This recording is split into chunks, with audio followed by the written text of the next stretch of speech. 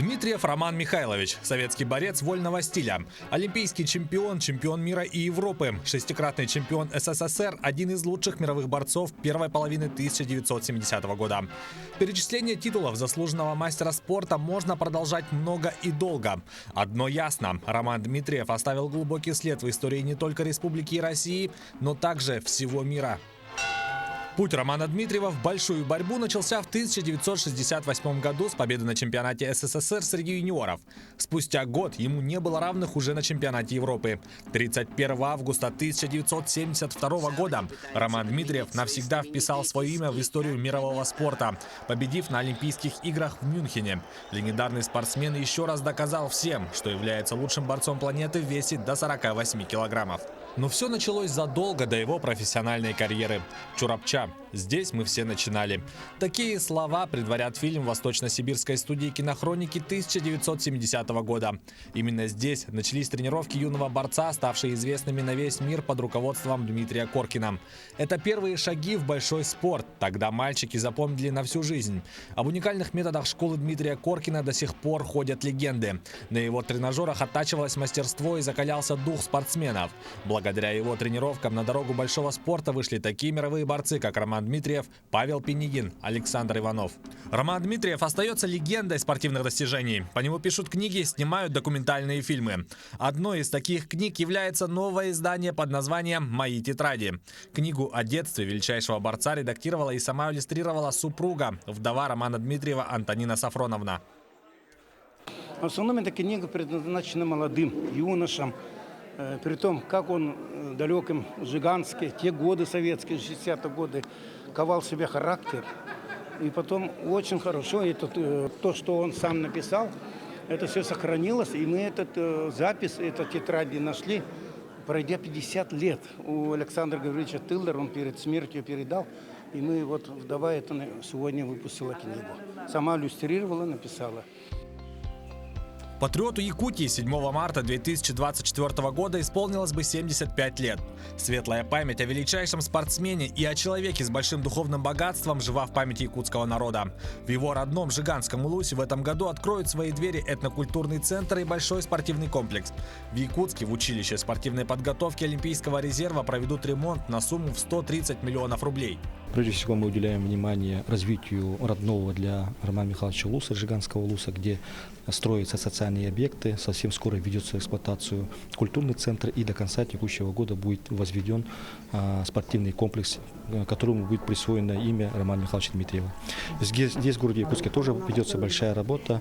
Также ведется работа в сфере образования для того, чтобы подрастающее поколение знало и чтило память о выдающемся спортсмене. В рамках 75-летия на Комсомольской площади почтили память Романа Дмитриева.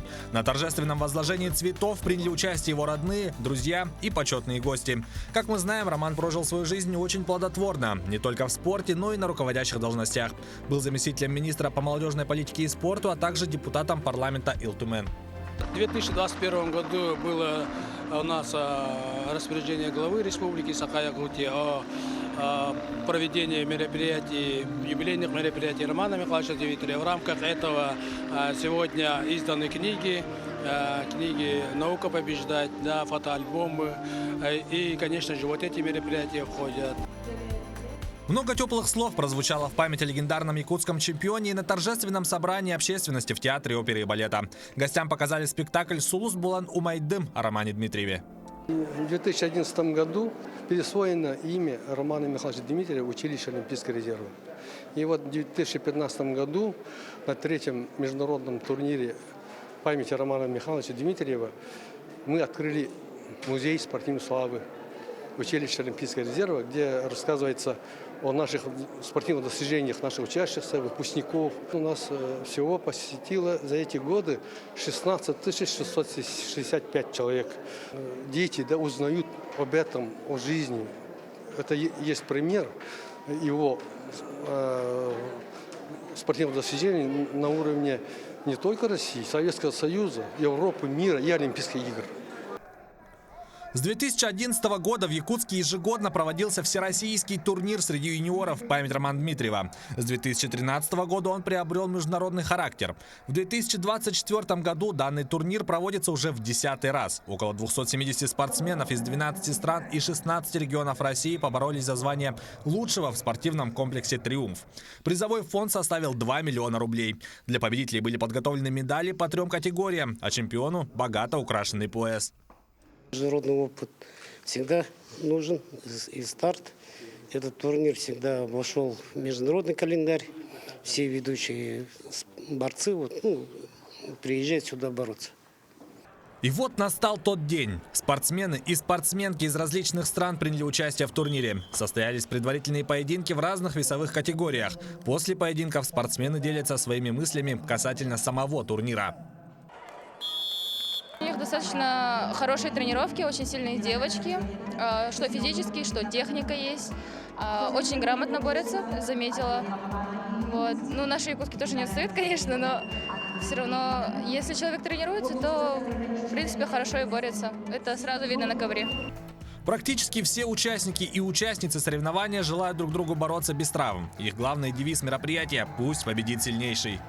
Все настроены на победу. Если легких схваток нет, пока тяжело. И после перелетов пока тяжело идет.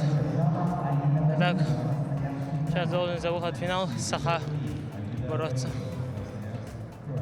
Главный судья, который уже не в первый раз участвует на международном турнире, также поделился своим мнением насчет будущих поединков между борцами. Рассказал, что больше всего зрители ожидают от текущего соревнования.